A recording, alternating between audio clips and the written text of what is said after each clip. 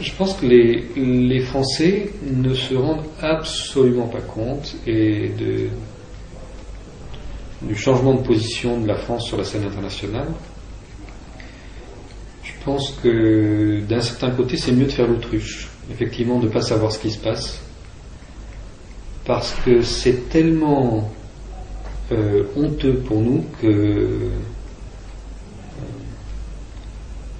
bon, les gens réalisent que le gouvernement de Nicolas Sarkozy commet erreur sur erreur, mais là, c'est indicible ce qui a été fait.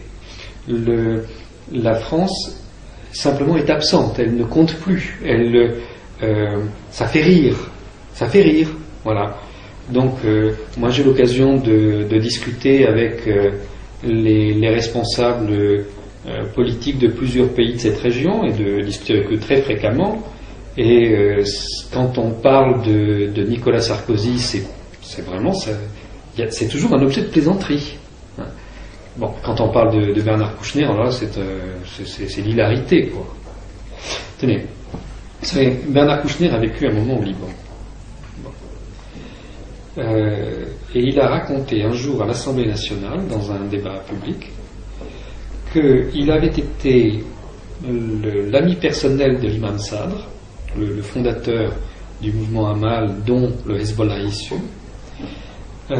qu'il avait été l'ami personnel de l'imam Sadr, et que c'est avec lui que tous les deux ils avaient fondé le mouvement Amal. Et que si l'imam Sadr était toujours vivant, il désapprouverait ce que fait le Hezbollah. Alors, je ne sais pas si vous vous rendez compte le degré de ridicule d'une déclaration comme ça. Je sais pas, c'est à la fois complètement, c'est un mythomane et c'est stupide. Personne ne peut prendre ça au sérieux. Et quand quelqu'un dit des bêtises pareilles, comment voulez-vous qu'après il puisse venir discuter de quoi que ce soit? Ensuite, Nicolas Sarkozy, tout le monde a compris qu'il s'est allié sur la politique des États-Unis, qu'il est le poisson pilote. Alors quand les États-Unis ne veulent pas faire quelque chose, on envoie d'abord Nicolas Sarkozy pour tester la chose, et puis si ça va bien, bon, on va continuer, et sans ça, on va arrêter. C'est lui qui va essuyer les pots cassés, c'est-à-dire ça va retomber sur la France.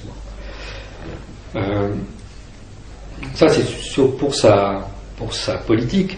Ensuite, sur son style, si vous voulez, ça aussi, ça pose un problème.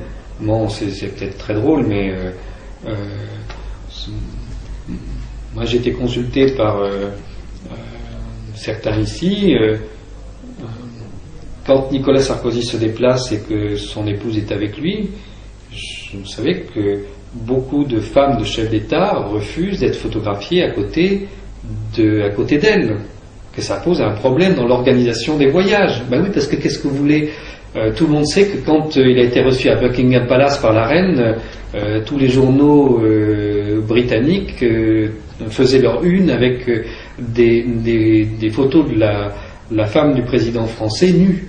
Bon. Donc, quand dans un pays, l'épouse d'un chef d'État cherche à avoir une image sérieuse et rassurante, voilà, ça casse un peu les choses.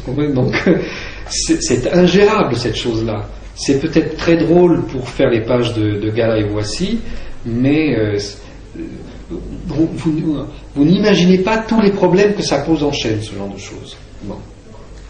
Ensuite, la France, dans cette région, disposait d'une sympathie tout à fait extraordinaire depuis le général de Gaulle. Et on a vu tout ça s'effriter un peu, et tout d'un coup, avec Nicolas Sarkozy, s'effondrer brutalement. Ici, au Liban, où la France a été la puissance mandataire pendant l'entre-deux-guerres, désignée par la Société des Nations pour gérer le Liban après la dissolution de l'Empire ottoman, la France a toujours été bien vue, parce qu'elle avait voulu être exemplaire dans sa gestion des choses ici, ne serait-ce que par sa rivalité avec les Britanniques qui étaient à côté. Et voilà, depuis quelques mois, nous voyons ici des manifestations anti-françaises. Ça n'était jamais arrivé, jamais. Nous voyons des manifestations anti-françaises. Ça a été les manifestations contre les soldats de la finule qui ont tenté de violer des habitations dont la liste avait été donnée par les Israéliens pour essayer d'arrêter des membres présumés de la résistance et de confisquer leurs armes. Donc les gens dans les villages se sont soulevés, ont caillassé les soldats français, il y a eu des blessés, après il y a eu des manifestations contre ça. Il a fallu que M. Guéant vienne présenter ses excuses, mais manifestement, M. Guéant est un homme raisonnable, mais tout le monde n'est pas raisonnable dans l'entourage de Nicolas Sarkozy. Là, vous aviez, pour le 14 juillet, il y avait une manifestation devant l'ambassade de France. On n'a jamais vu ça, jamais. Parce que, vous savez, la France retient un citoyen libanais en prison qui a commis un attentat en France, qui a été condamné, qui a purgé sa peine au regard des lois et réglementations françaises. Normalement, il devrait, au bout d'un certain temps, vous avez des remises de peine et vous êtes remis en liberté, mais lui, c'est le seul prisonnier en France qui n'a pas fait l'objet de ces remises de peine sur intervention directe et écrite du département d'État des États-Unis, et le gouvernement français s'est aligné sur le département d'État des États-Unis et ne reconnaît pas à ce justiciable les mêmes droits qu'aux autres. Il a commis un crime, d'accord, mais il a été puni et il a accompli sa dette. Bon. Donc, on voit très bien cette servilité du gouvernement français face aux États-Unis. Tout le monde le voit. Et ne parlons pas des liens invraisemblables de Nicolas Sarkozy avec l'État d'Israël. Comment se fait-il qu'il n'y ait pas en France d'enquête sur la corruption qu'il y a derrière ça, sur les cadeaux qui ont été faits personnellement à M. Sarkozy par l'État d'Israël, sur la propriété qui lui a été donnée en Israël? Comment il n'y a pas d'enquête là-dessus?